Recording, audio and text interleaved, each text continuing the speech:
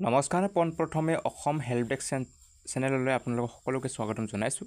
যিসকলে এতিয়ালৈকে গুৱাহাটী ইউনিভাৰ্চিটিৰ PGETৰ বাবে এণ্ট্ৰেন্স টেষ্টৰ এডমিট কাৰ্ডখন ডাউনলোড কৰিব পৰা নাই তেওঁলোকৰ বাবে এই ভিডিঅ'টো।